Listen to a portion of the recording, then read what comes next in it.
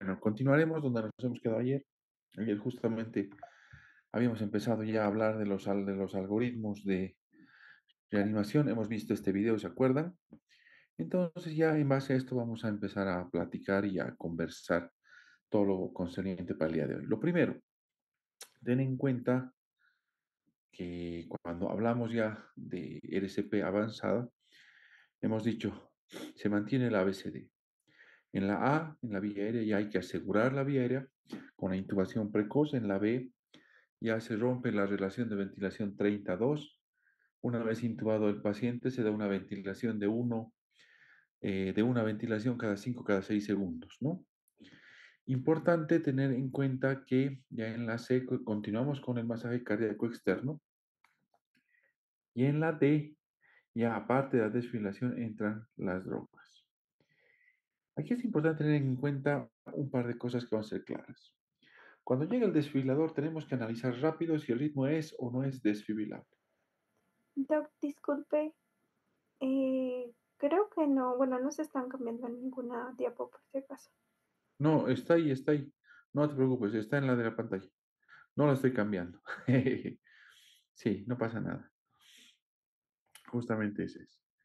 Entonces, lo que te decía, ¿dónde iba? Así. Entonces, ¿qué es lo importante aquí?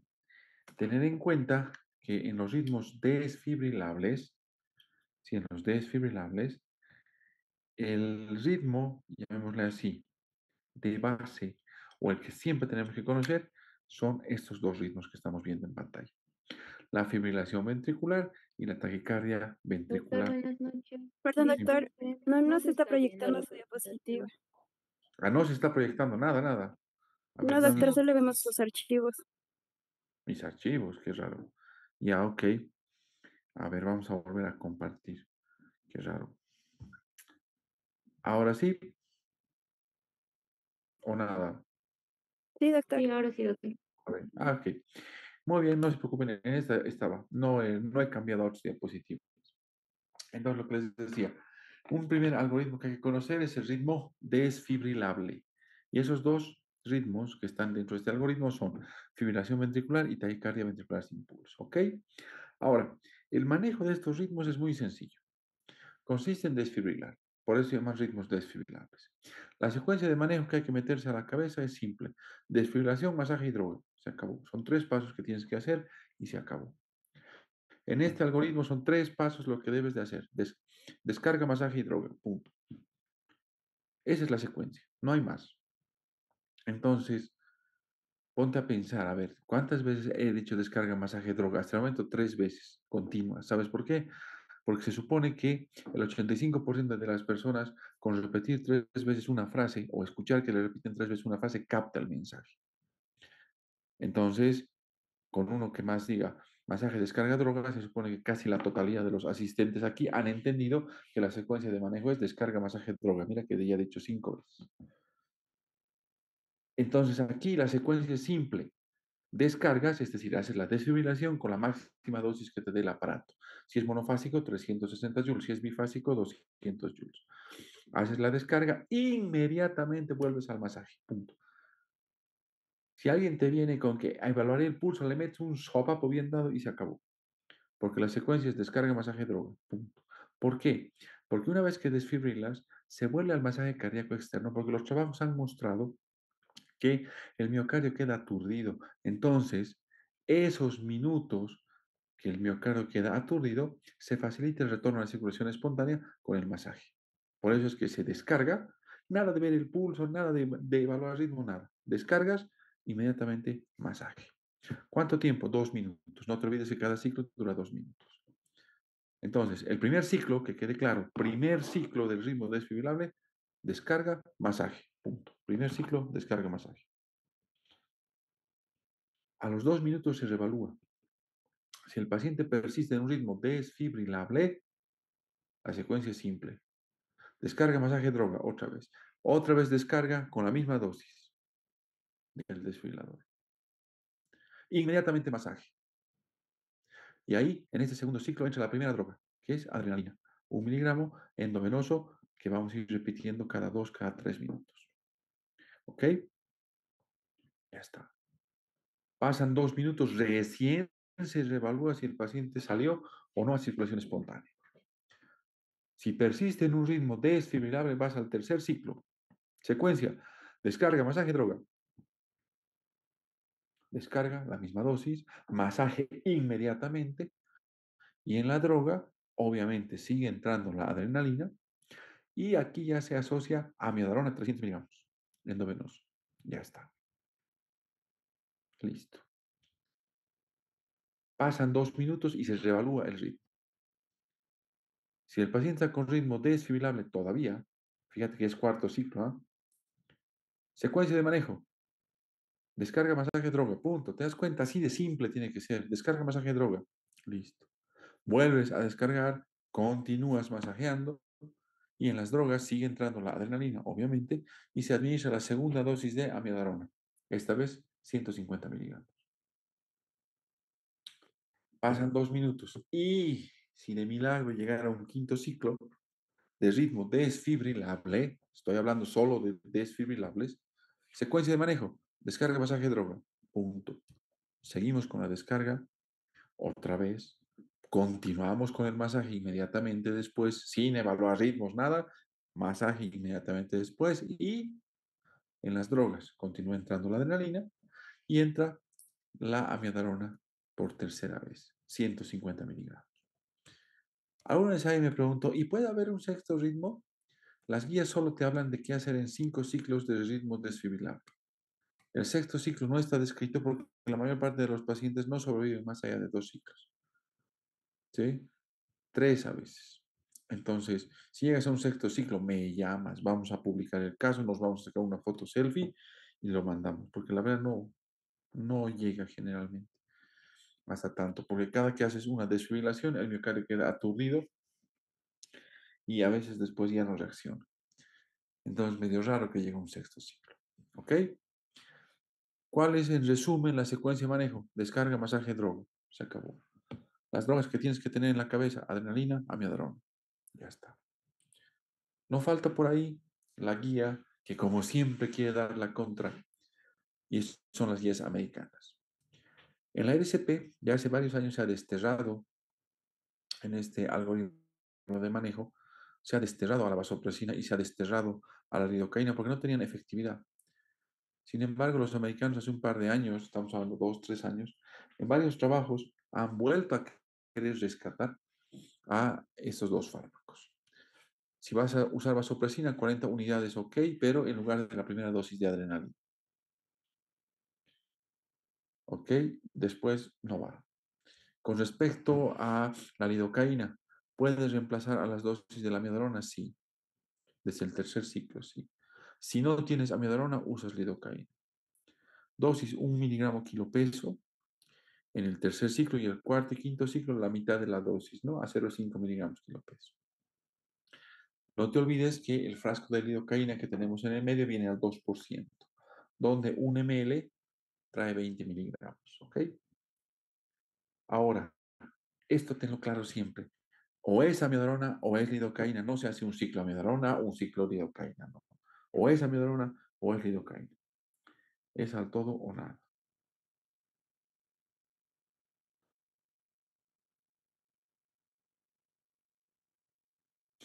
Ahora, aquí viene un punto que es importante. Y eso hay que tenerlo siempre claro y simple. La secuencia de manejo es estándar. Descarga, masaje, droga. Listo. En los ritmos no desfibrilables, clarito dice su nombre, no desfibrilables. No va a faltar por ahí el interno, el estudiante, la enfermera o alguien que te va a decir, doctor, ¿y si le desfibrilamos? Métele un sopapo si te dice eso. Si es un ritmo no desfibrilable, no se desfibrila, punto, es simple. ¿Por qué? Porque la evidencia científica nos ha mostrado hace varios años ya que utilizar desfibrilación en un ritmo que no es desfibrilable, lo único que genera es aturdimiento miocárdico y básicamente paralizas ese corazón y le estás quitando el único chance de sobrevida que tiene el paciente. ¿Ok? Ahora, estos ritmos no desfibrilables son dos. Todo ritmo que no tenga pulso se llama actividad eléctrica sin pulso o la asistolia. Te hago una pregunta. Si en el monitor ves un ritmo sinusal, dices ritmo sinusal, ¿sí? Ahí te voy a hacer la pregunta. Estamos hablando en el contexto de paro cardiorrespiratorio. Ahí te voy a dar un tip. Cuando veas en el monitor un ritmo sinusal o un ritmo, qué sé yo, de flutter, lo que tú quieras. En el contexto de paro te estoy hablando. Toma inmediatamente el pulso. Si no hay pulso, eso es actividad eléctrica sin pulso. Se acabó. ¿Ok? Entonces, todo lo que no sea un ritmo que no tenga pulso es actividad eléctrica sin pulso. Eso obviamente excluye a la taquicardia ventricular y a la fibrilación ventricular. Estos ritmos de actividad eléctrica sin pulso se manejan con masaje y adrenalina. Masaje, adrenalina, masaje, adrenalina. Y ya está. ¿No?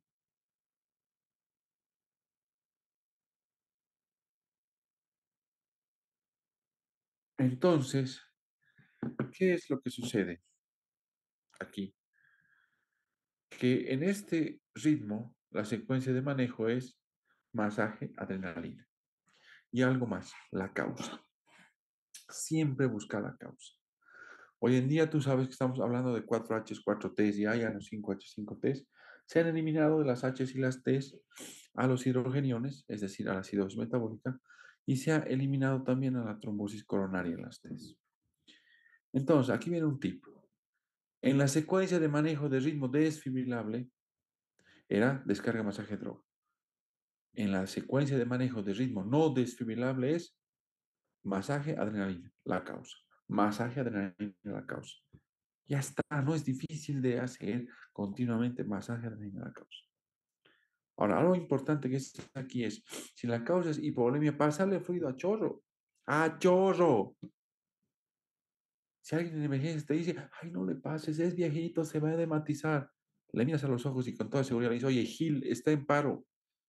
Y si está en paro y tiene hipovolemia, no va a salir del paro. Además, si se dematiza, tranquilo. Una vez que retorne la circulación espontánea, eso se puede corregir.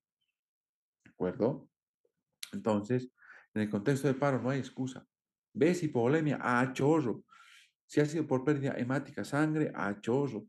Fluido, a chorro. Hipoxia, obviamente con la intubación, la oxigenación, eso va a mejorar. Hipocalemia, corregir el potasio. Pero no corrijas desde el punto de vista de tratar de reponer el potasio, que no lo vas a poder hacer. Lo que se hace en este caso es simplemente administrar en 50 ml de fisiológico una ampolla de potasio y una ampolla de magnesio, a chorro.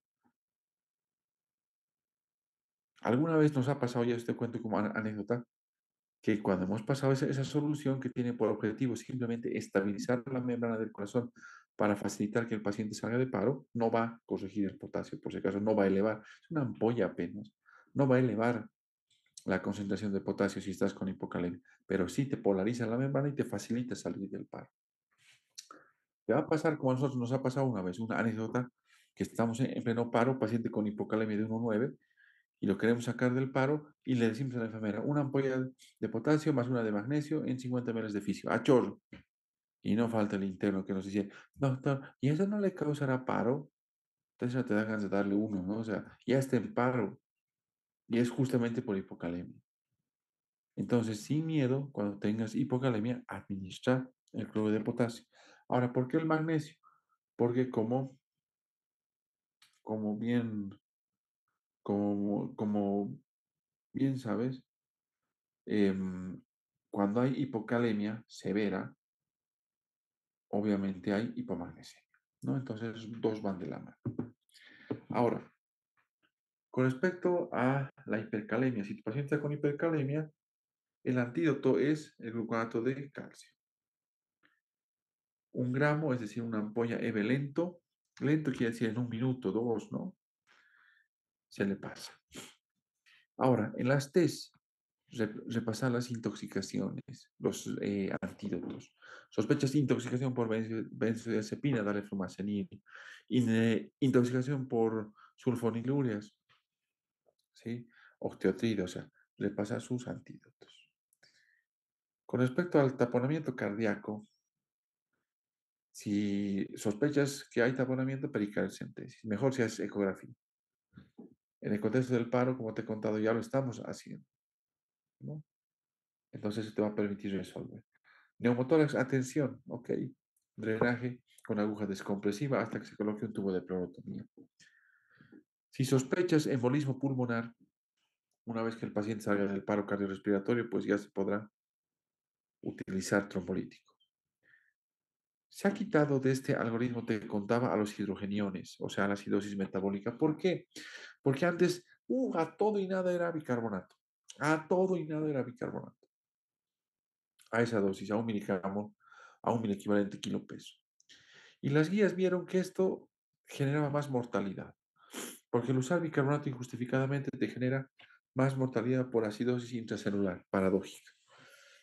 Entonces, las indicaciones de bicarbonato se han restringido a solo dos. Solo se usa bicarbonato de sodio cuando tu paciente está en paro cardiorrespiratorio de tiempo prolongado, es decir, 10 minutos o más, ¿no? Y el otro caso es cuando tienes el antecedente de intoxicación por antidepresivos tricíclicos. Los dos únicos casos en los que se usa bicarbonato de sodio. Ahora, el bicarbonato de sodio,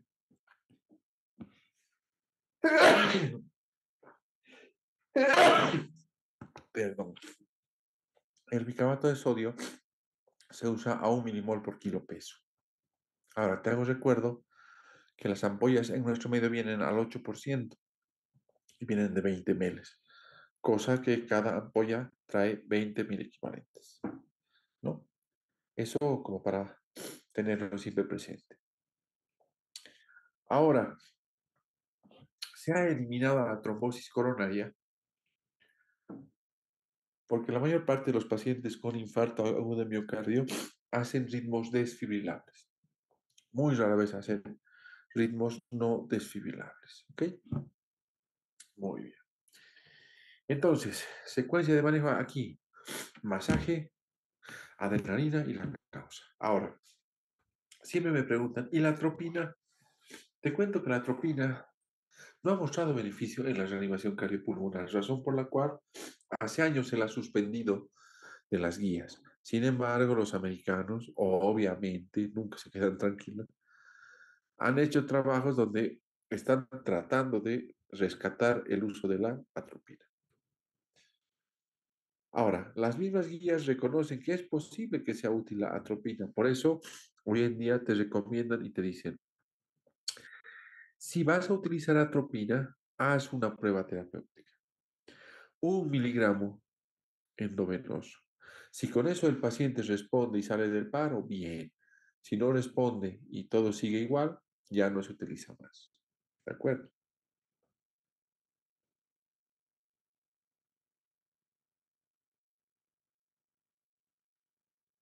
Ahora, no te olvides, vuelvo a repetir, adrenalina tiene un uso muy controversial. Sin embargo, si te vas a animar a usar, podrías hacer una prueba terapéutica. ¿De cuánto? 1 miligramo. ¿Ok?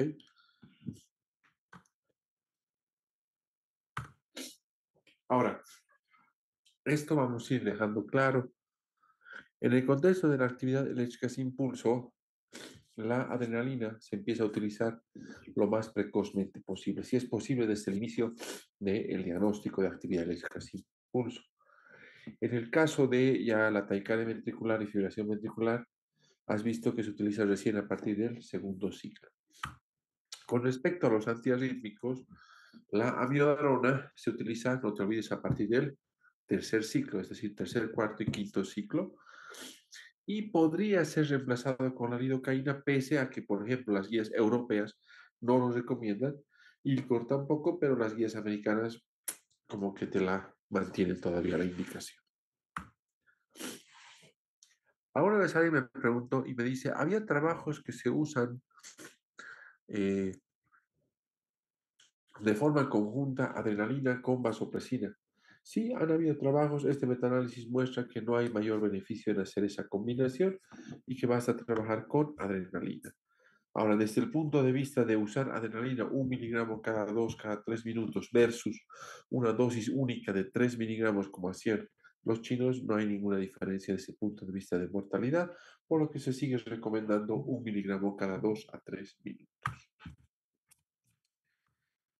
Ahora, estos puntos son los con los que vamos a finalizar este tema. Primero, no nos olvidemos del concepto de muerte súbita. Muerte súbita quiere decir la muerte de una persona. A ver, un segundo, alguien me está levantando la mano. Adelante, Jesús. Buenas noches, doctor. Perdón que le interrumpa. Una pregunta. La adrenalina va cada 2, 3 minutos y luego la amiodarona se añade, pues que se sustituye la adrenalina por amiodarona durante el tercer y cuarto ciclo. Perfecto, buena pregunta. Durante el algoritmo de RSP, el ritmo desfibrilable, se añade la amiodarona. No se reemplaza a la adrenalina. Adrenalina entra normal, como debe de entrar, y la amiodarona se empieza en el tercer, cuarto y quinto ciclo. En otras palabras, se añade. ¿Ok? Jesús, ¿no?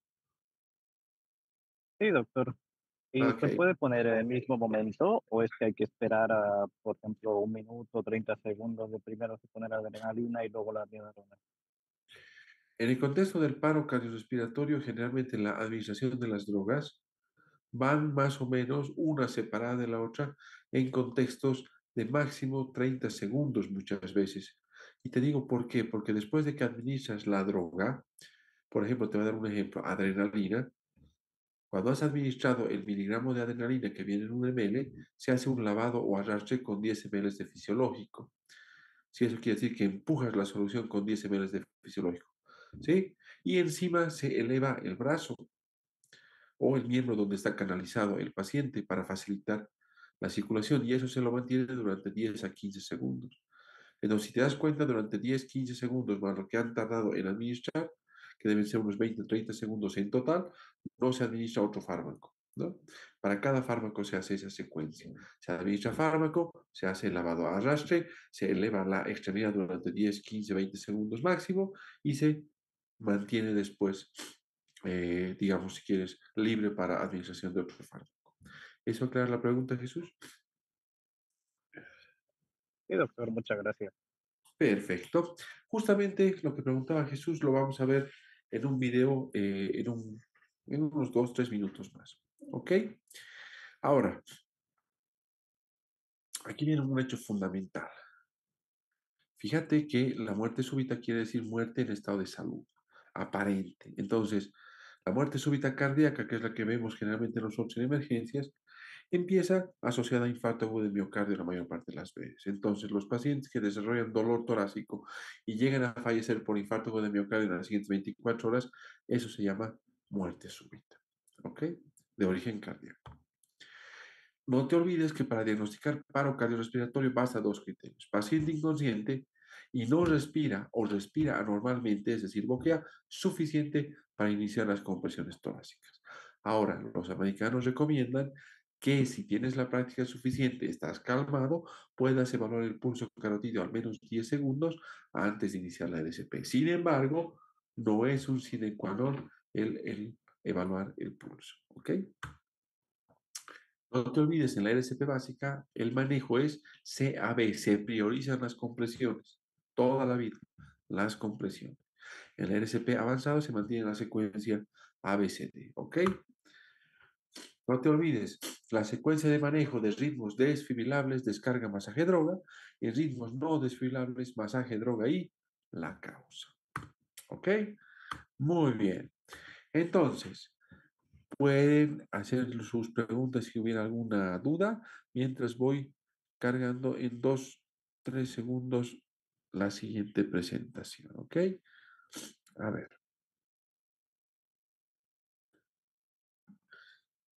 ver, vamos a ver.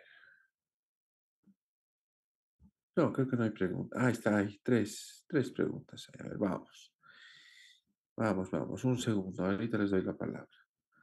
Un segundo, un segundo. Vamos, ahora sí. Rocío, adelante. Buenas noches, doctor. Una Hola, consulta. En caso de administrar la atropina, ¿en qué momento se haría? ¿Y sería en vez de la adrenalina o junto con ella? allá, buena pregunta. La adrenalina, lo vamos a poner así, es el único fármaco que ha demostrado evidencia de que ayuda al retorno a circulación espontánea. Es decir, no se lo reemplaza con nada. Ahora, se añade atropina. ¿Sí? Haces la prueba terapéutica añadiendo atropina. Si ha coincidido y le tenías que dar adrenalina, puedes hacer la prueba terapéutica con 1 miligramo de atropina después, ¿no? Pero no se sustituye por adrenalina, se la añade. ¿Eso aclara la pregunta? Sí, doctor, muchas gracias. Perfecto. Un segundo. Adelante, Daniela. Buenas noches, doctor. Hola, ¿qué tal? Sí, doctor, mi pregunta es, no sé, va a ser algo, es para salir de duda, doctor, me disculpar. Es que nos llegó Ah, a emergencia un paciente niño, pero según lo que nos relató la madre, era por la mañana. O sea, el niño ya no se movía, no presentaba ningún signo y lo trajeron a emergencia. Tenía casi como 1 a 2 horas, según lo que nos relata la mamá, pero a lo cual ingresó y comenzamos lo que es hacer el RCP. En este caso, ¿cuánto tiempo tenemos, o sea, para poder iniciar el RCP? Apenas llegó y nosotros lo iniciamos. la pregunta es, ¿tenía signos premortem? Sí, o sea, no, sí, no presentaba nada, ningún signo, pero No, lo comenzamos a es que iniciar. eso tienes que verlo bien. ¿Por qué? Porque te voy a contar un caso de la vida real antes de contestar tu pregunta. Cuando un paciente llega en esas características, paro cardiorrespiratorio de tiempo indeterminado, no puedes meterte a hacer RCP a lo loco. ¿Por qué? Porque te puede pasar lo que pasó en La Paz. Hubo un caso bastante sonado hace un par de años, no sé si se acuerdan, el caso del bebé Alexander. Era un bebé que llegó en paro cardiorrespiratorio al hospital y tenía signos premortem. Y el pediatra, hay que decirlo, con nombre y apellido, Gil, se le ocurrió hacer RCP. No tenía por qué iniciar RCP porque tenía signos premortem. Y las guías te dicen, si hay signos premortem, datos de daño neurológico irreversible o, entre comillas, el paciente está decapitado, no se hace RCP. Y se hizo RCP.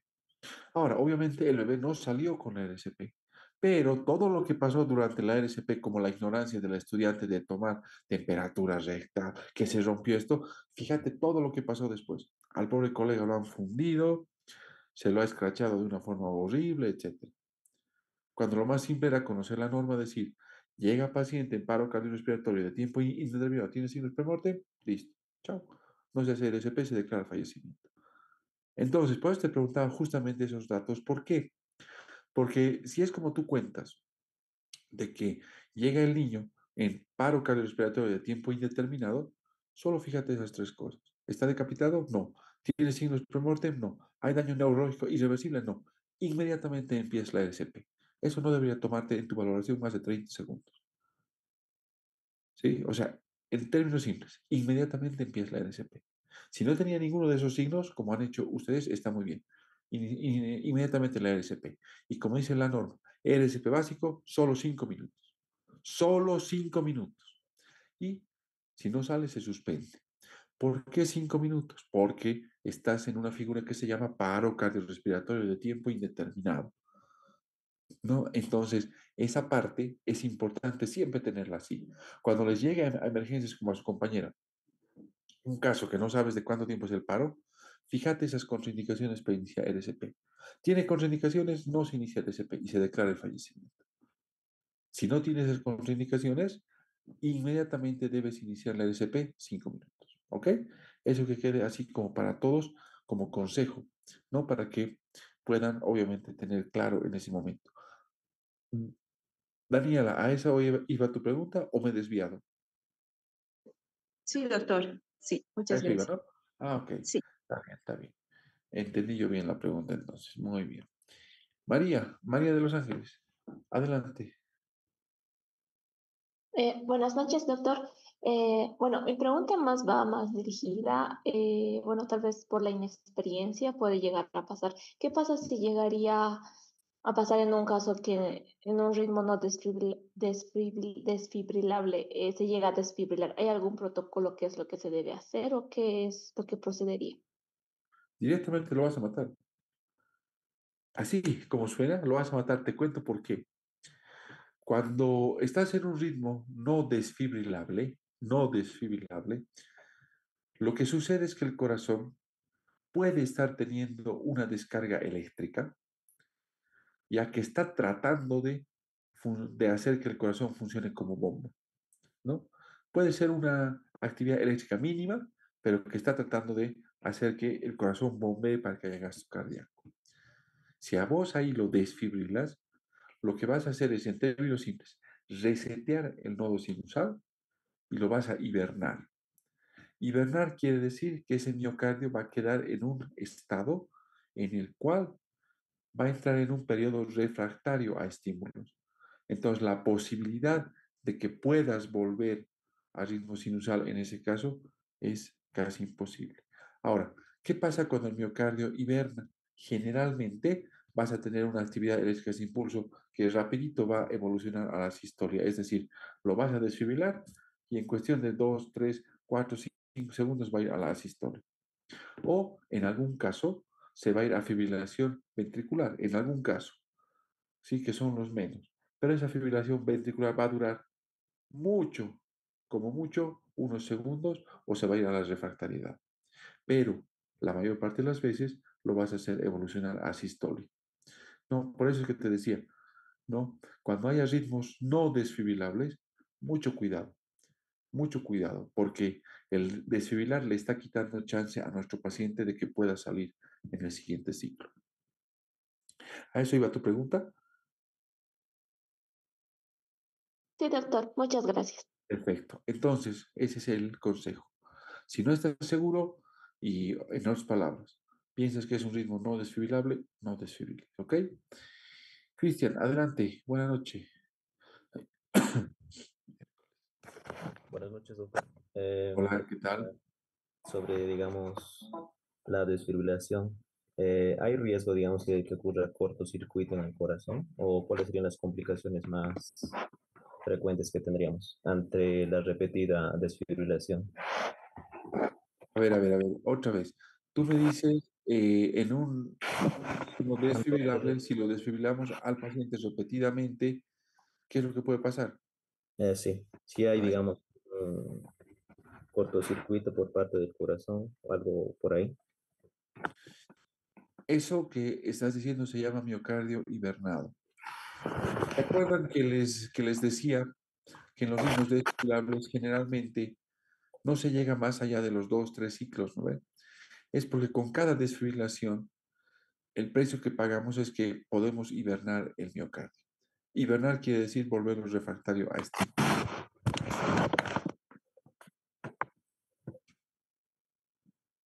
Ahora sí, podemos volverlo refractario a estímulos.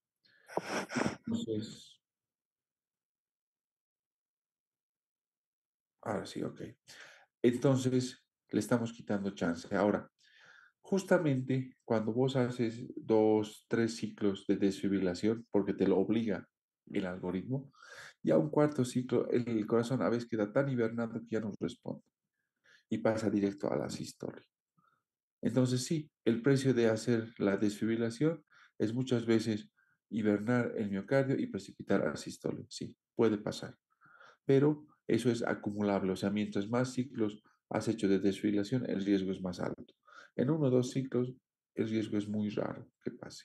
A eso iba la pregunta, ¿no? Sí, doctor, gracias. Perfecto.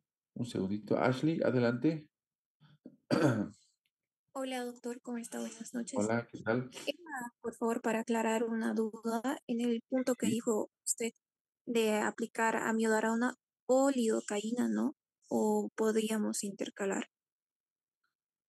A ver, otra vez, otra vez. En el punto que dijo de la aplicación de amiodarona en Ah, caso de no tener, puede ser lidocaína, ¿no? exacto. No se puede Pero no los mezclar. dos. Ah, No ya. los dos. Y Y una cosa más, por favor, doctor, es 1 miligramo, kilogramo peso y luego la mitad, ¿no? ¿De qué me estás hablando? ¿De la lidocaína? Sí, exactamente. Ah, ya, ya, eso no, eso tenía duda. Gracias, doc. Vamos a aprovechar, Ashley, para puntualizar 3 cosas. Uno, no se olviden lo que decía su compañera. Solo amiodarona o solo lidocaína. No combinas.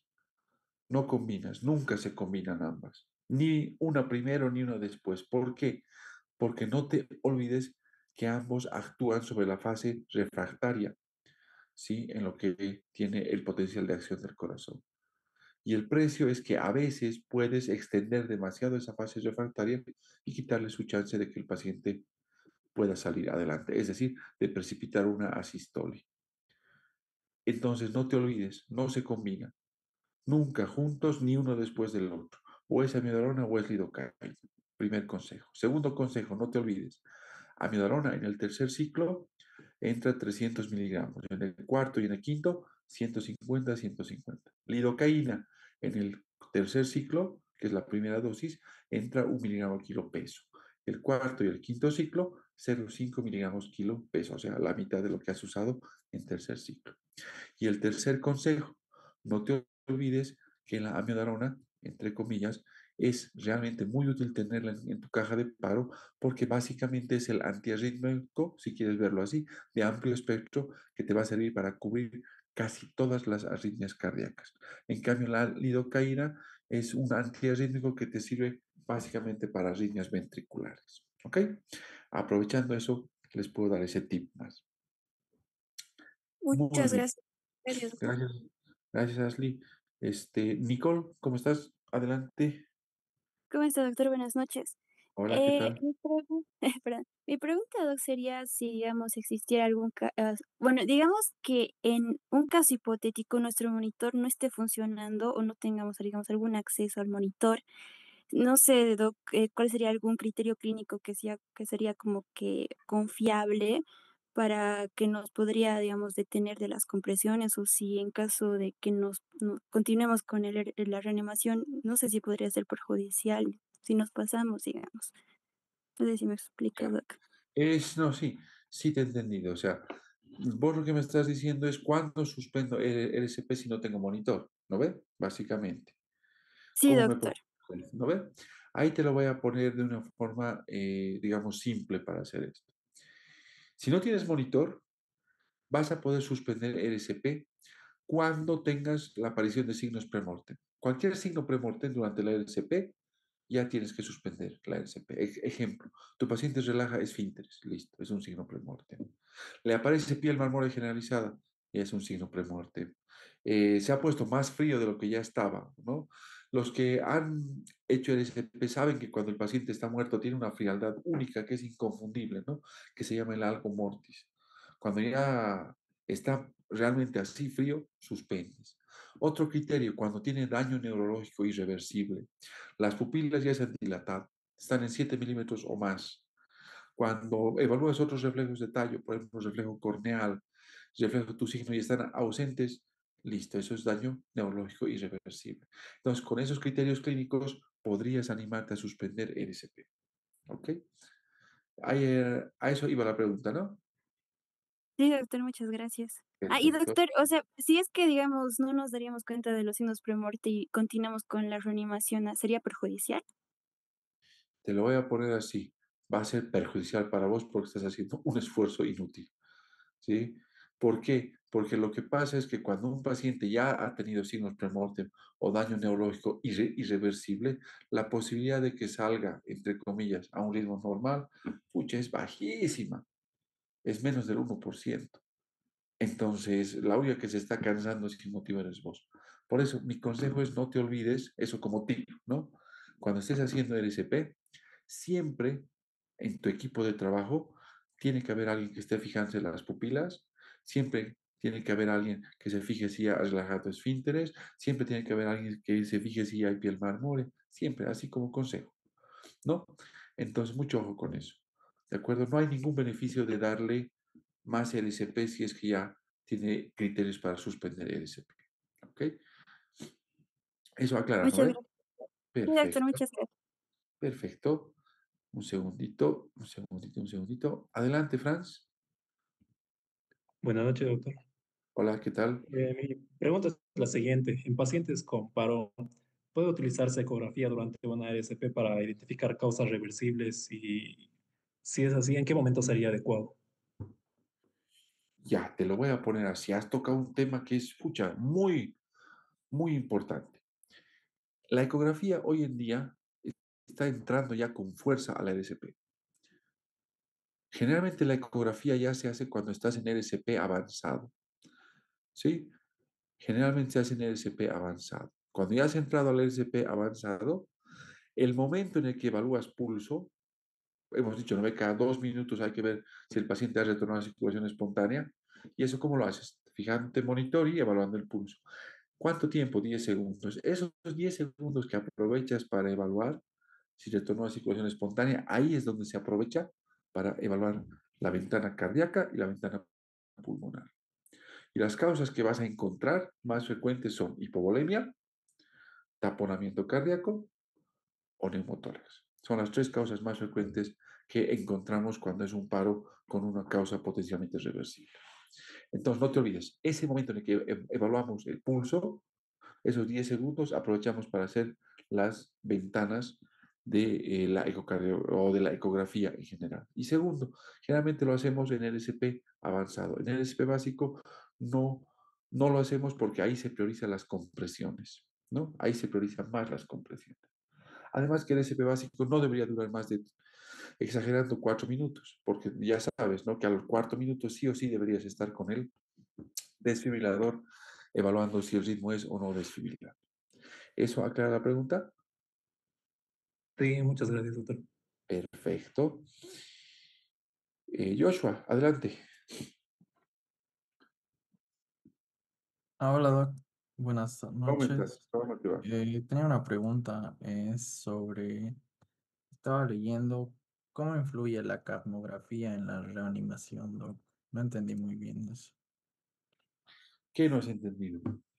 ¿Qué parte? Eh, sí, muchos ahora utilizan la capnografía para, no sé, no entendí bien si es para detectar el CO2 o ver mayormente lo que es la intubación. En realidad se usa para ambos, te cuento. O sea, no has entendido mal, has entendido bien, ¿no? Lo que Sí, bueno, pasa es es que a ver, te lo voy a tratar de hacer así. La capnografía ya es un adaptador que se conecta en el tubo endotraqueal y que eso se conecta al monitor, ¿ya? Entonces la capnografía tiene dos partes. Tiene una curva, sí que es la capnometría, que te muestra una curva como joroba de elefante, digamos, ¿sí? Y tiene un número, que es la capnografía per se, que te muestra que es 28, 30, ¿no? Que es el valor de CO2 que está exhalando tu paciente. Lo que se trata es que en la RCP se está usando la capnografía, ¿ya? Con tres objetivos. Uno, la capnografía te asegura que estás en vía aérea, claro, porque si sale CO2 en lo que estás tú evaluando, obviamente estás en vía aérea, ¿no? O sea, te asegura que estás en vía aérea. Uno.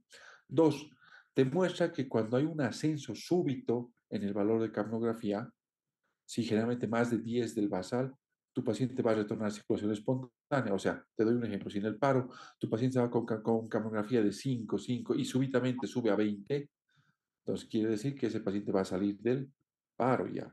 No es es como un signo predictor de que va a salir del paro. Y lo otro también te sirve para evaluar la calidad de las compresiones, porque cuando tienes una capnografía que te asegura por lo menos un CO2 de 10 o de 15, ideal 20, ¿no? Ya te está diciendo que las compresiones son de calidad.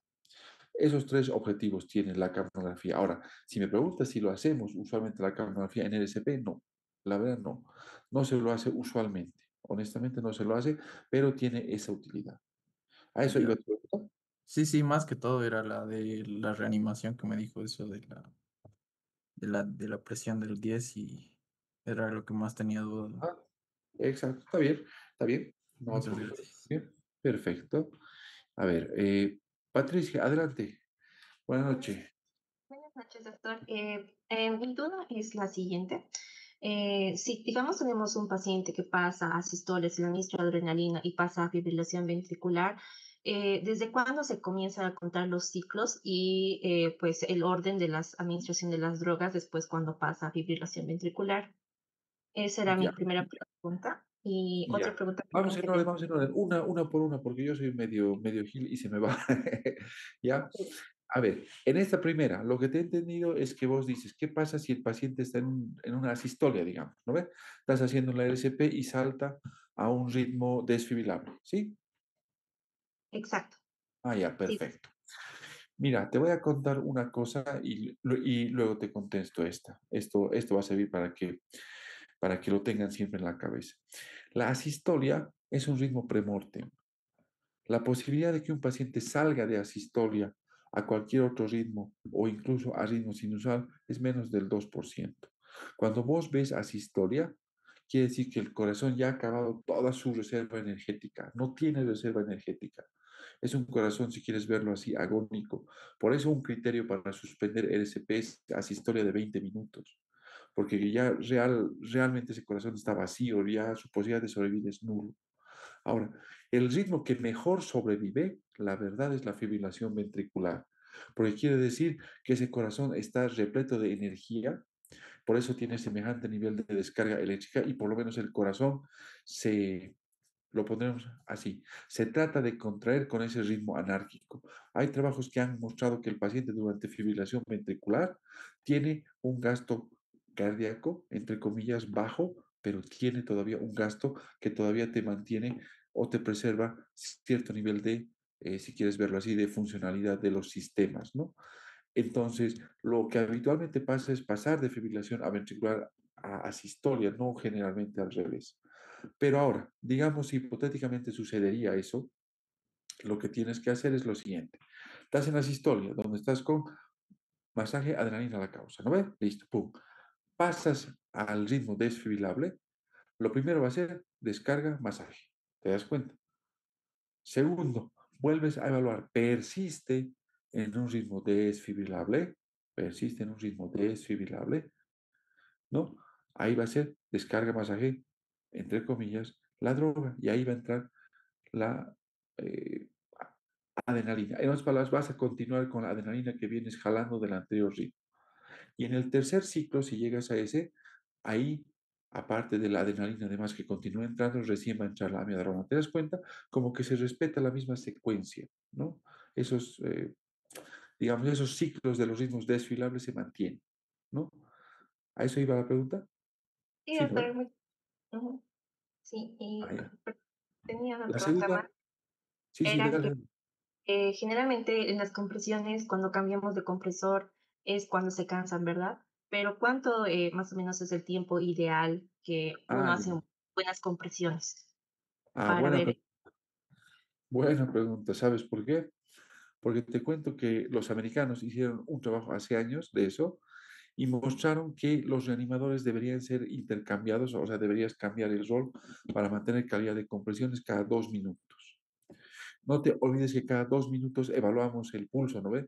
Y si hay retorno a la circulación espontánea, ese momento es cuando se aprovecha también para cambiar a los reanimadores. Cada 2 minutos, para evitar el cansancio y para mantener el SP de calidad. Muchas ¿Es gracias, doctor. correcto, no? Sí, sí, Ah, muchas. muy bien, gracias. Yasmín, adelante. Buenas noches, doctor. Hola, ¿qué Eh, tal? Tenía una duda acerca de si yo, digamos, en un supuesto caso, trabajo en una clínica de segundo nivel y tiene un monitor, pero Ya. pasa que el desfibrilador está mal. Entonces me llega un paciente que justamente viene con un ritmo desfibrilable. ¿Cómo podría manejar en ese caso, doctor?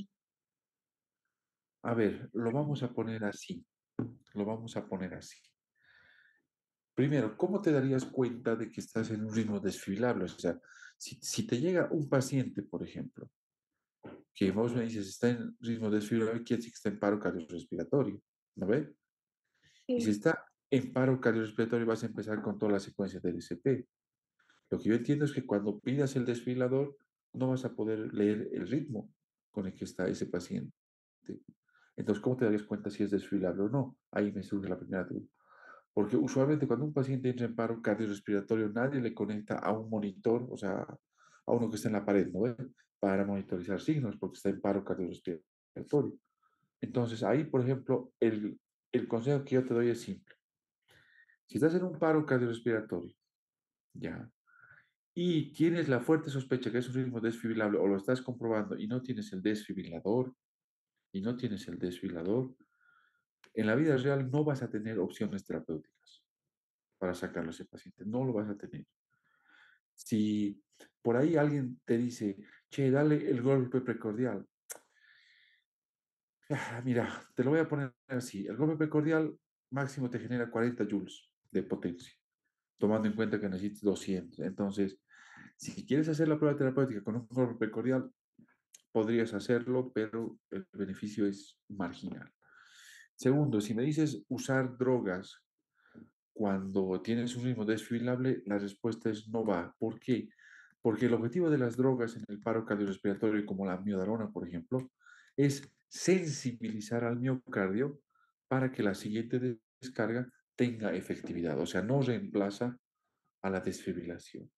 Entonces, si en ese caso tu paciente está con un ritmo desfibrilable y no tienes el desfibrilador listo o no está funcional, las posibilidades de sobrevida de ese paciente, la verdad, son malas.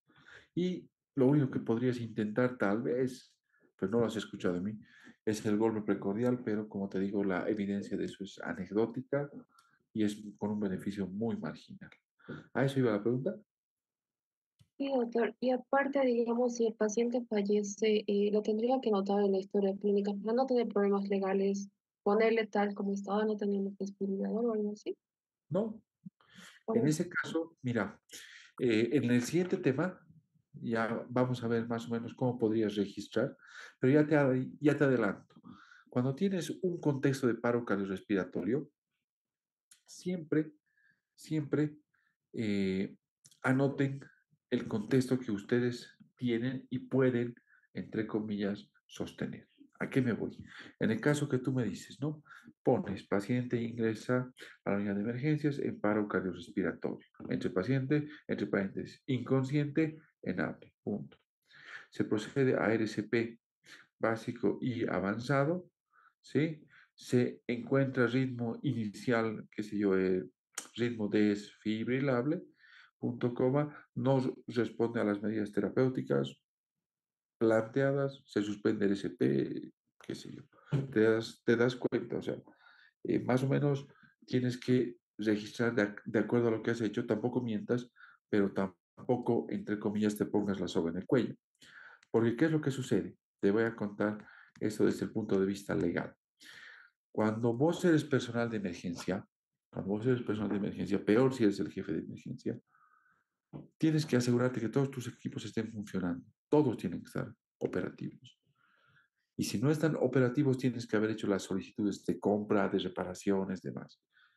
¿Por qué? Porque si llega una contingencia como esta y a uno de tus médicos, por ejemplo, se le ocurre reportar que no ha podido desfilar a un paciente porque el desfilador ha fallado en ese momento o ya está mal 3 meses, al que lo van a fundir es tanto al médico por no haber revisado el equipo antes de entrar a la guardia y lo van a fundir al jefe, porque él es el que se supone que es el encargado de mantener todo el sistema operativo. Entonces, en esa parte yo lo que te sugería es crear una política interna para que cuando sucedan ese tipo de contingencias de que haya fallas súbitas de los equipos demás, haya alguna forma alternativa de notificar y evitar que vuelva a suceder. Pero eso como forma interna, no te lo recomendaría nunca que pongas en la historia, porque lo único que vas a hacer es ponerte la soga al cuello. Básicamente ahí iba la pregunta. sí, doctor, muchas gracias.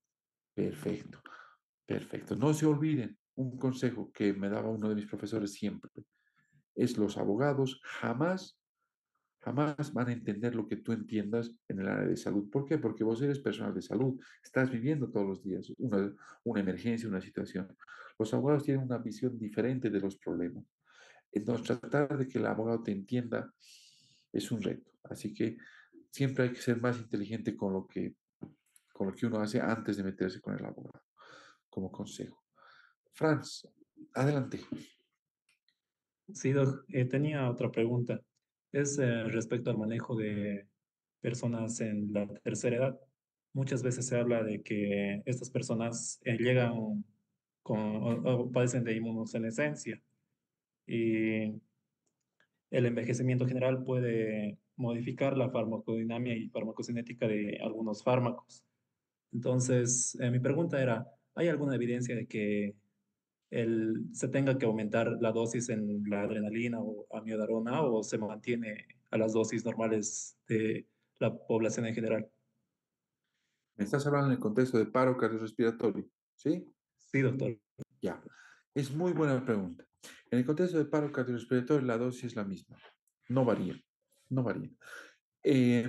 La adecuación de las dosis de fármacos generalmente se da en el paciente cuando está vivo, llámale así si quieres, no vivo, y en ciertos grupos de fármacos. Por ejemplo, en el uso de los antibióticos, por ejemplo, en los que son hidrosolubles, por ejemplo, que tienen alta afinidad a las proteínas, a veces hay que disminuir dosis, porque el anciano tiene menos nivel de proteína, entonces la fracción libre del antibiótico es mucho más alta. Entonces puedes alcanzar mucho más fácil niveles tóxicos, pero esos conceptos, digamos, que se usan para los antibióticos, que se usan para los sedantes, etcétera, más va en el contexto fuera del paro cardiorrespiratorio. Sí, en el paro cardiorrespiratorio, la mayor parte de los trabajos, y eso es bien interesante, si tú revisas la evidencia, te vas a dar cuenta que la mayor parte de los trabajos de paro cardiorrespiratorio, la media de edad de los grupos de pacientes en paro en los que se ha estudiado era casi de 60, 65 años, o sea, eran básicamente ancianos. Entonces, las dosis son estándares, digamos, o sea, no se modifican. A eso iba la pregunta, ¿no?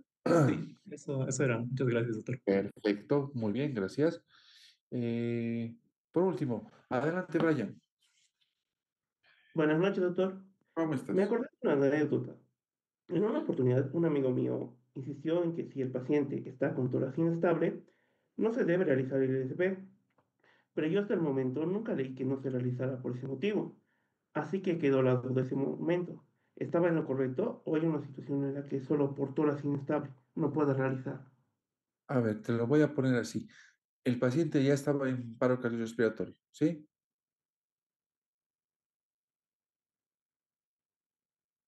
Uy, se cortó. Brian, tu paciente estaba en paro cardiorrespiratorio cuando se dieron cuenta del tórax inestable, ¿sí? Uy, se cortó. Bueno, a ver, les voy a comentar qué es lo que se hace. Cuando tienes un paro cardiorrespiratorio en un paciente en trauma, ese es otro contexto diferente. En trauma te estoy hablando, ¿ya? Generalmente, el ritmo de base, escúchame bien, el ritmo de base es una actividad eléctrica sin pulso, ¿ok? Entonces, primera diferencia, en el paro cardiorrespiratorio no traumático, el ritmo de base generalmente es desfibrilable. En cambio, en el paciente en trauma, generalmente el ritmo de base es la actividad eléctrica sin pulso. Segundo concepto. En el trauma, a veces la actividad eléctrica sin pulso no es actividad eléctrica sin pulso. Es lo que se llama pseudoactividad eléctrica sin pulso. ¿Sí?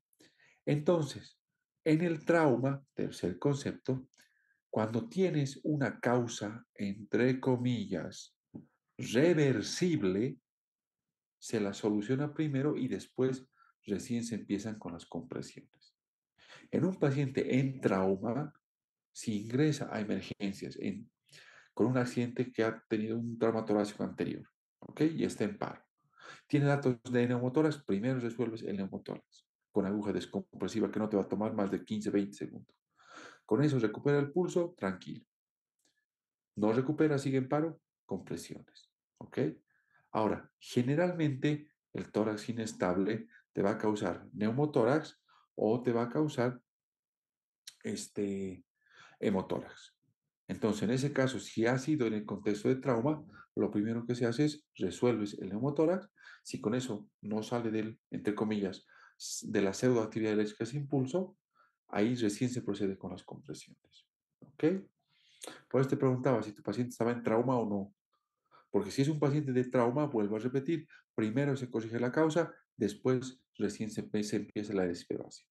Ahora, en el contexto de que cuando tú estás haciendo RCP, le hayas causado al paciente un tórax inestable porque lo has fracturado, tranquilo, Vos sigues haciendo la RCP y una vez que el paciente retorne a circulación espontánea, ya colocarás los tubos de pleurotomía para drenar el aire del neumotórax que seguramente se ha producido o de la sangre que se ha acumulado, ¿sí?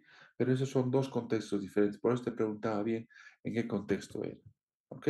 Entonces, como consejo, cuando estás en RCP de trauma, con un paciente que ha sufrido lesiones de trauma, primero, no te olvides que hay un término que se llama pseudoactividad eléctrica sin pulso y gracias a ese término, en trauma hoy en día lo que se hace es primero se resuelve la causa, después recién la SP básica. Alguna vez alguien me preguntó ahí y me dice, pero las guías todavía de la ACLS, de los europeos, no toman ese concepto de pseudoactividad eléctrica sin pulso. Sí, no están todavía tomándolo porque ese concepto es básicamente relacionado a los cirujanos, a la parte traumática. Y todavía no ha cobrado suficiente fuerza como para entrar a las guías, pero ya hay una mejor idea de lo que se hace en esos contextos. A eso iba tu pregunta, Brian. Sí, doctor, muchas gracias. Me va a Ok, servir también por si es un neumotórax, porque es casi similar. Gracias, doctor. perfecto. Ok. Ah, levantaron dos personas más la mano. Ok. Paola, adelante. Doctor, buenas noches. Me Hola. surgió la siguiente duda. En un paciente que entra en paro y está con anestesia general, ¿varía en algo el uso de los fármacos o se realizaría el manejo como en un paciente sin anestesia? Me estás hablando en quirófano, ¿sí? Sí. Ah, ya. Te cuento. Cuando se produce el paro cardiorrespiratorio en el quirófano, el manejo es mucho más simple, porque como el paciente ya está intubado, alguien va a ir a la vía aérea para dar ventilación con el ambú, si quieres llamarle, o con la bolsa autoinflable, y otro colega va a ir a hacer las compresiones. Ahora, desde el punto de vista del manejo de los fármacos, no va a variar. Se usa igual adrenalina, amiodarona, la misma secuencia, etc. Todo absolutamente igual. Ahí voy a aprovechar para darles un consejo.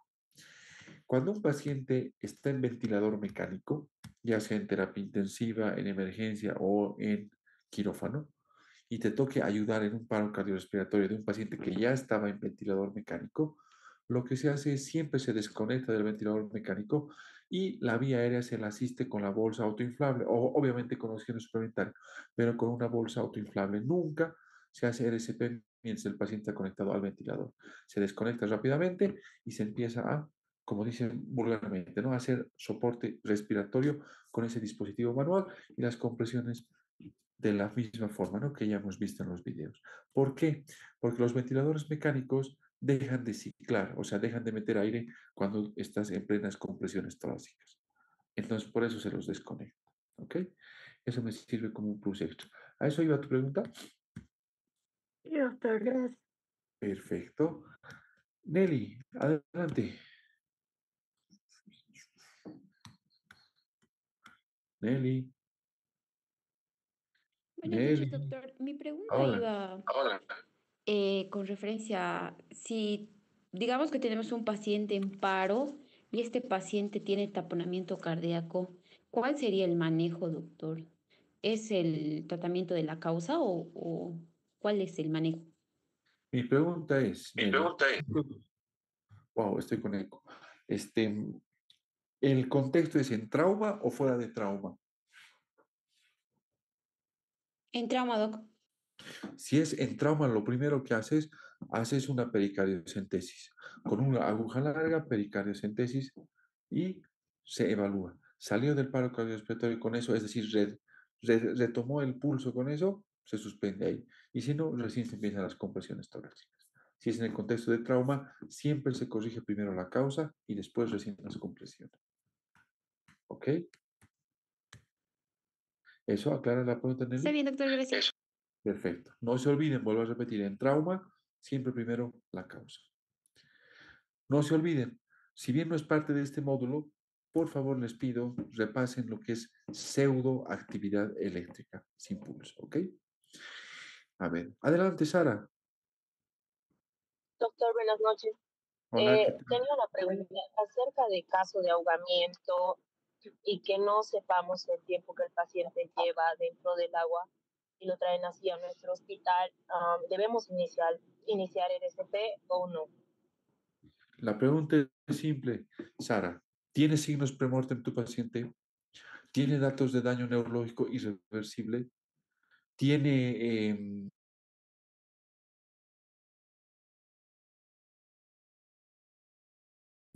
silares pulmonar durante 5 minutos sobre el RCP básico? Si con eso sale, genial. Si con eso no sale, se suspende. En lo concreto, siempre fíjense esos 3 parámetros. Ahora, en el contexto del ahogamiento, generalmente tienen hipotérmicos también.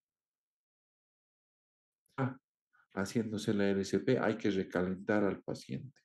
No se olviden que una forma de recalentar es administrando sueros, por ejemplo. Puede ser suero fisiológico, si quieres, por sonda nasogástrica, sonda vesical, por vía endovenosa, a chorro. ¿A cuántos grados se administra? A 40 grados centígrados. No te olvides que el agua en nuestro país, por la altitud, hierve generalmente a 80 grados. Entonces, 40 grados quiere decir tibio, ¿no? Le administras a chorro tibio por vía periférica, por ejemplo, o por sonda nasogástrica o por sonda vesical, por lo que dispongas en ese momento, y lo vas recalentando al paciente. No te olvides que cuando la temperatura corporal está por debajo de 34 grados centígrados, el desfibrilador va a perder efecto, la adrenalina, la amiodarona, porque se altera el PKPD, etcétera, pierde efecto. Entonces, por lo menos hay que recalentarlos hasta 34 grados para asegurar que las drogas vayan a hacer algún efecto en el paciente. Pero, a lo que iba la pregunta de su compañera en lo concreto, se inicia el RCP en todo paro cardiorrespiratorio de tiempo indeterminado, sea ahogado o no, que no tenga contraindicaciones. Basta una contraindicación y no se hace RCP. ¿Eso aclara la pregunta, Sara? Sí, doctor, gracias. Perfecto, muy bien. Muy bien. Gracias, Sara. Bueno, ha volado la hora, ¿eh? Vamos a hacer una cosa. Como ustedes ya han visto las charlas que tengo, porque he estado con la pantalla, vamos a dar este tema, ¿de acuerdo? Que ya está listo para entrar en pantalla y después nos vamos a ir para nuestro refrigerio, ¿de acuerdo? Ahora, este tema que lo vamos a compartir, se ve la pantalla, ¿no? Sí, doctor. Perfecto. Este tema es el código azul. Más que código azul, yo lo que quiero que vean es el video de una reanimación cardiopulmonar y que hagan el hincapié en los siguientes aspectos. Uno, fíjense cómo se activa el código azul, cómo se reconoce a la víctima de paro cardiorrespiratorio, qué haces cuando la familia está presente, cómo actúa el equipo de reanimación que se llama equipo código azul. Fíjate el rol de la enfermera, fíjate lo que hace, ¿de acuerdo? Y fíjate cuál es el rol del líder. Esos puntos quiero que enfoques en el video que vamos a ver. Estamos con audio, ¿no?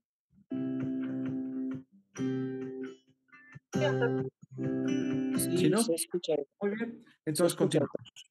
Ahí nos vamos. Seguimos.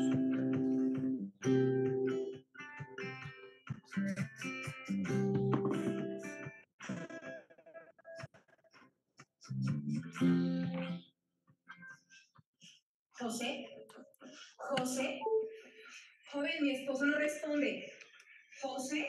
Don José, José, José. No, que mi esposo no responde. Un momentico fuera, por favor. Miguel, espérame fuera, por favor. Un momento. José, el paciente no tiene pulso. ¿El equipo de código azul está completo? Completo, doctor. De acuerdo. Por favor, doctor, pásame la tabla rígida.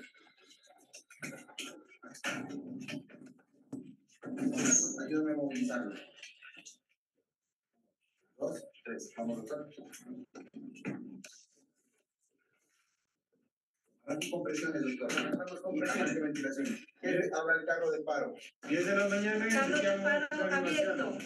Juan Carlos, necesito que me pases el BBM y por favor solicito que me ubiques un laringoscopio y una hoja curva que vamos a pretender intubar al paciente. Jefe, verifique el acceso venoso del paciente. 5, 26, 27, 28, 29, 30. 1, 2. Acceso venoso permeable, doctor Robles. Doctor, para un momento vamos a verificar el ritmo del paciente. Ritmo no desfibrilable. Continúe masajes y continúe ventilación. Continuamos con presiones. Jefe, aplica 1 miligramo de adrenalina. Y perfundimos con 20 cc de solución salina. Y elevamos la extremidad. 1, 2, 3, 4, 5, 6, 7. Preparémonos para intubación rotarial. 1, 2. 1 miligramo de adrenalina aplicada, perfundiendo con 20 cc de solución salina. Se eleva el brazo. Tubo de laringoscopio probado. 7, 5. Intubemos al paciente, doctor. Me dispongo a intubar al paciente.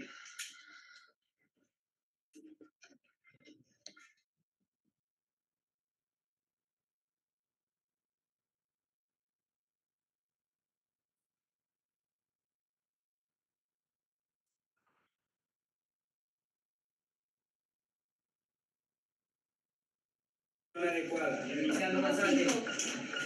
Ahora cambia nuestro ritmo. Damos compresiones de 100 a 120 y yo ventilo cada 6 segundos. Llevamos 3 minutos de la primera adrenalina, doctor. Jefe, coloquemos una segunda dosis de adrenalina de 1 miligramo y perfundimos nuevamente con 20 cc de solución salina, elevando la extremidad. 1, 2, 3, 4, 5, 6. Segunda dosis de adrenalina administrada, perfundiendo con 20 cc de solución salina. Se eleva el brazo. 1, 2, 3, 4, 5, 6.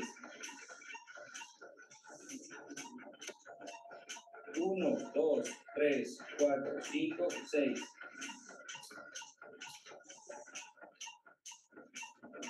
1, 2, 3, 4, 5, 6.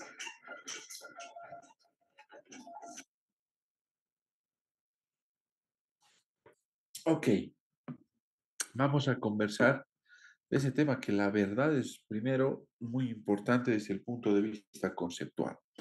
Primero que nada, cuando hablamos de código azul, aquí en el mundo o donde quieras, es paro cardiorrespiratorio.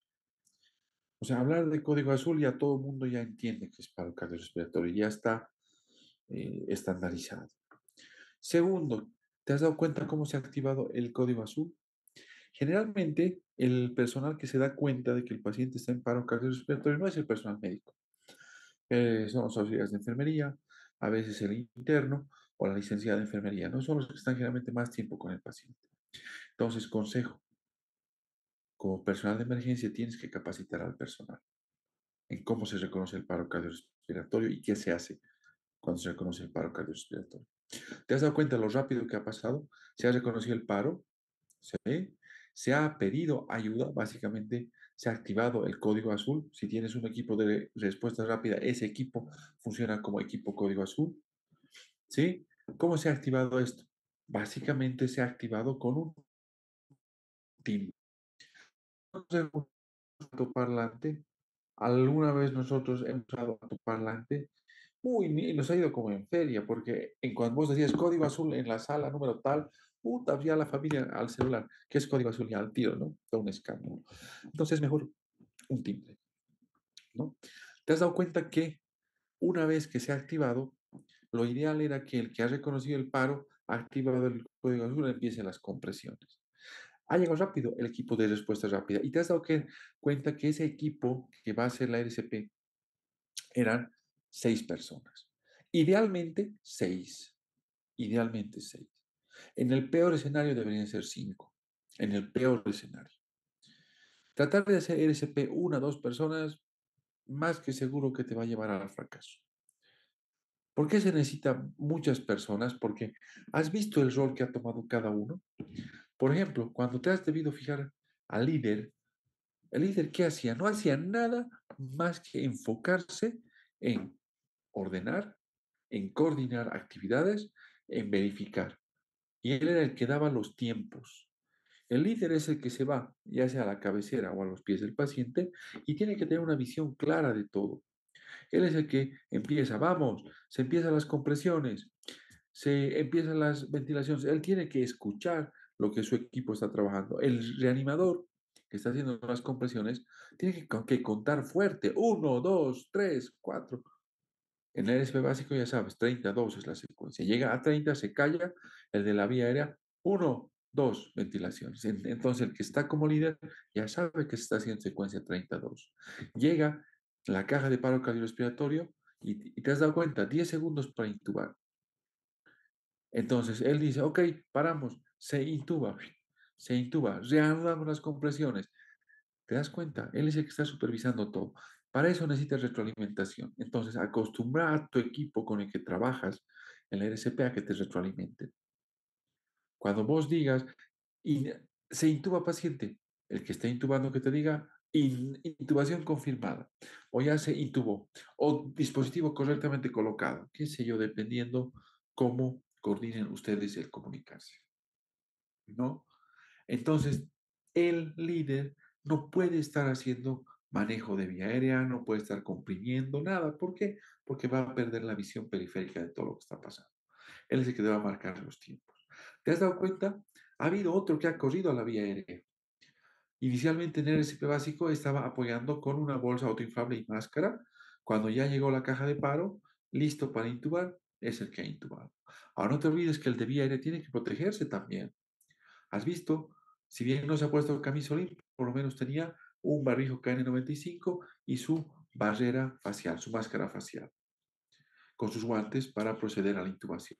No te olvides que todo el equipo Código Azul está expuesto a la contaminación, a la infección, ¿no? Por un paciente que puede ser infectocontagioso. Sin embargo, el que se lleva la peor parte es el que maneja la vía. ¿Ok? Ahora, el que maneja la vía aérea tiene que tener tres cosas siempre. Uno, habilidad para intubar, o sea, tiene que ser el más experto. En emergencias, obviamente vas a ser vos, tienes que hacerlo. Segundo, tiene que saber manejar alternativas de vía aérea. Si fracasaste con la intubación, hay dispositivos supraglóticos. Fracasaste con esto, puedes pasar a la cricotiroidotomía. Entonces, tiene que saber hacer procedimientos alternativos también. Y tres, lo más importante, tiene que saber ventilar adecuadamente al paciente. A veces, cuando no se puede intubar al paciente, puedes seguirlo ventilando.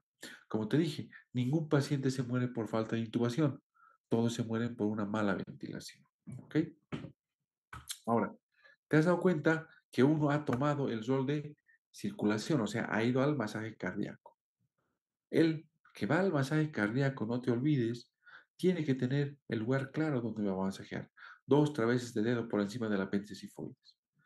Tiene que ser consciente que en el SP básico va a hacer compresiones 30 seguidas, va a parar para que ingrese la ventilación. Y ya en el SP avanzada, él sabe que tiene que hacer compresiones de 100 a 120 por segundo. Entonces, fíjate la importancia del que hace las compresiones. Tú sabes que las compresiones de calidad van de 100 a 120 por segundo, una profundidad de 5 a 6 centímetros de profundidad, ¿no? Okay. Ahora, también es ideal que haya 2 personas para las compresiones. Es ideal, es ideal. Entonces, ¿quién otro puede ayudar a las compresiones? El que se va al desfibrilador.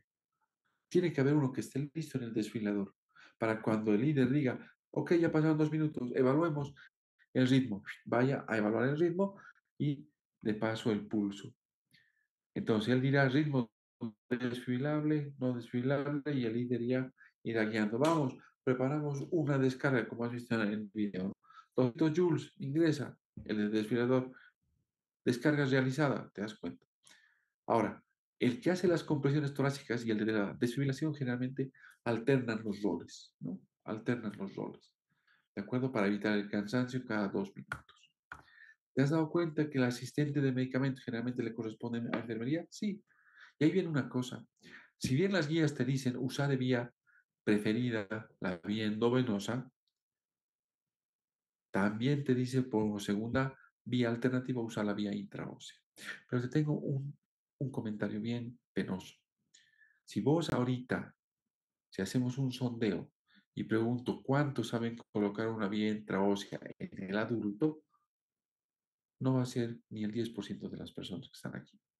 En el niño sí se puede colocar con una válvula 14, en la meseta tibial, porque es flaquito, ese huesito como esponja, ok.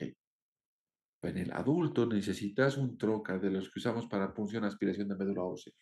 Y lo hacemos en la cresta ilíaca la mayor parte de las veces. Entonces, la mayor parte del personal no sabe colocar una vía intraósea. Y tampoco enfermería. ¿Cuánta experiencia de las enfermeras con las que tú trabajas, eh, cuánta experiencia tienen con vía intraósea? Esa sería la. Entonces, esto te va a dar luz a recordar que si bien la vía intraósea, de acuerdo a las guías, es la segunda vía de opción, en nuestro medio todavía no es aplicable. Entonces, si vos sabes hacer vía intraósea, capacita a tu personal, ¿sí? Porque por la vía intraósea usas los mismos fármacos, las mismas dosis y reanimas al paciente de la misma forma que si estuviera por vía endovenosa. Es una vía alternativa ideal. Si no tienes la vía intraósea, puedes usar todavía la vía traqueal. ¿En la vía traqueal usas todos los fármacos que hemos comentado? Sí, solamente que el reparo es usar el doble. En lugar de 1 miligramo de adrenalina usarás 2 miligramos. Si vas a usar atropina, en lugar de 1 miligramo usarás 2 miligramos. ¿Sí? Ya. Ahora otra cosa, ¿te has dado cuenta que el asistente de medicamentos hacía dos cosas? Uno, administraba directamente el fármaco, no lo diluía, lo administraba. Seguidamente hacía un arrastre, se llama. Es decir, empujaba con 10 a 20 ml de solución.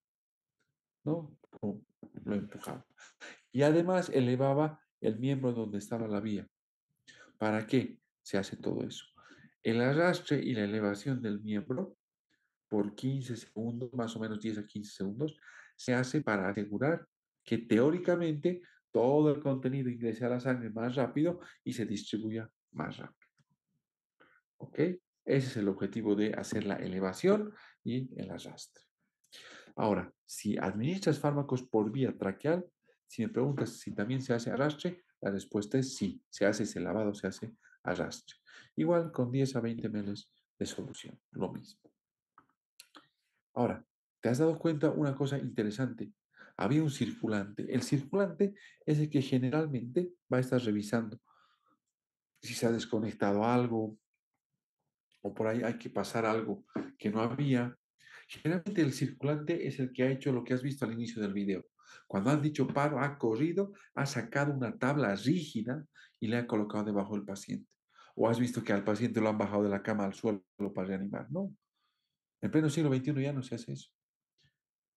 Tu caja de paro tiene que tener una tabla rígida para colocarla en la espalda y proceder a la reanimación. Eso generalmente lo hace el circulante. También te ayuda por si sucede una desconexión o hay que cambiar el desfibrilador, etc. ¿Sí? Y aquí viene un punto importante. ¿Te has dado cuenta que en uno de los extremos de la sala estaba un mirón que básicamente estaba anotando todo lo que pasaba? Ese es el auxiliar de historia clínica. No le des ese labor al interno, porque es un tema muy, muy delicado. Dictale vos. Si lo vas a usar al interno, dictale vos, porque tienes que ver a qué hora te han llamado. Me llaman a las 10:30 porque el paciente se encontraba inconsciente. Se procede a la evaluación paciente con criterios de paro cardiorrespiratorio. Aproximadamente 20 minutos, digamos, o 5 minutos o 10 minutos, qué sé yo. Se procede a RSP básico. Ritmo inicial, se me ocurre, ¿no? Fibrilación ventricular. Se procede a desfibrilación y masaje. Paciente evoluciona a asistolia. Se procede a RSP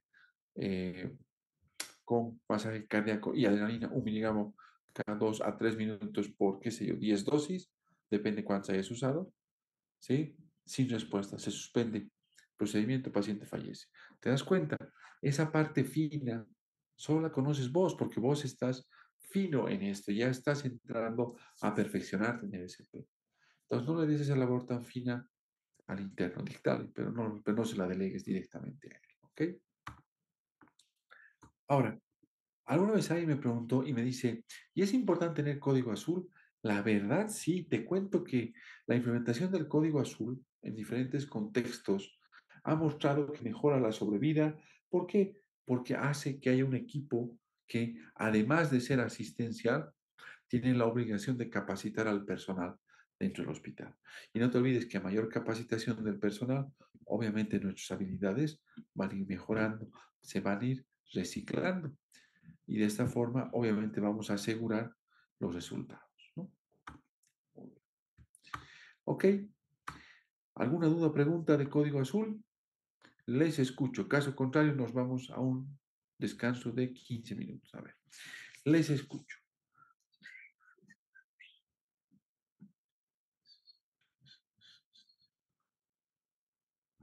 A ver, a ver. No, no veo manos levantadas. Vámonos para nuestro descanso de 15 minutos y después vamos a avanzar el último tema de la noche. ¿Ok? Vámonos a nuestro descanso.